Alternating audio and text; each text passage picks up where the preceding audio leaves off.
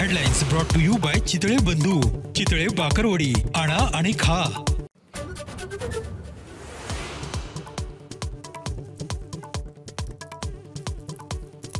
पंतप्रधान नरेंद्र मोदी आज मुंबई दौऱ्यावर 29,400 कोटी रुपयांच्या विविध प्रकल्पांचं लोकार्पण आणि भूमिपूजन करणार। लोकसभा निकालानंतर पहिलाच मुंबई दौरा। विधान परिषद निवडणुकीनंतर संजय राऊत यांचा खळबळजनक आरोप। काही आमदारांना 2 एकर जमीन तर 20 ते 25 कोटी रुपये वाटले। संजय राऊत यांचा मोठा आरोप। विधान परिषद निवडणुकीत मोठ्या प्रमाणात घोडेबाजार। शेकापच्या जयंत पाटलांचा आरोप। शरद पवार आणि मविया सोबतच राहणार असल्याचाही उल्लेख। नारायण राणे यांच्या खासदारकीला हायकोर्टामध्ये आव्हान। ठाकरे गटाचे नेते विनायक राऊत यांच्याकडून याचिका दाखल।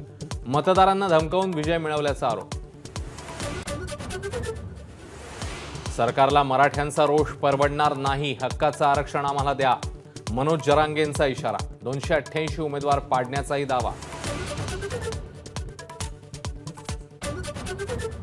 राज्यावरच्या कर्जाचा बोजा 8 लाख कोटींवर। वास्तववादी अर्थसंकल्प तयार करा।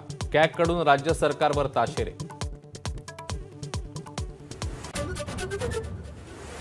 वादग्रस्त आयएस पूजा खेडकरांना अहमदनगर रुग्णालयातनं दिव्यांग प्रमाणपत्र। 2018 मध्ये दिव्यांग तर 2020 मध्ये मानसिक आजाराचं प्रमाणपत्र।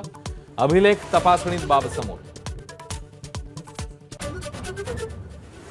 एबीपी माझाच्या बातमीनंतर वादग्रस्त आयएस अधिकारी पूजा खेडकरांच्या आईवर गुन्हा दाखल। शेतकऱ्यांना धमकावल्याप्रकरणी मनोरमा खेडकरांवर गुन्ह्याची नोंद।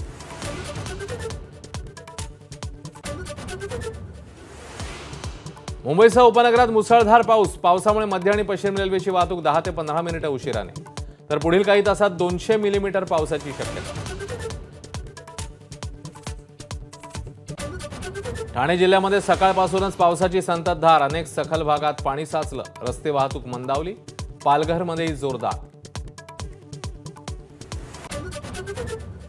कोकणातही पावसामुळे अनेक ठिकाणी पाणी साचलं। अलिबागच्या जिल्हा रुग्णालयात पावसाचं पाणी शिरल्यानं रुग्णांची गैरसोय। गुहागरच्या बाजारपेठेत देखील पाणी। संत ज्ञानोबांच्या पालखीचं दुसरं गोल रिंगण माळशिरसमध्ये संपन्न। ज्ञानोबांच्या पालखीचा आज वेळापूरमध्ये मुक्काम।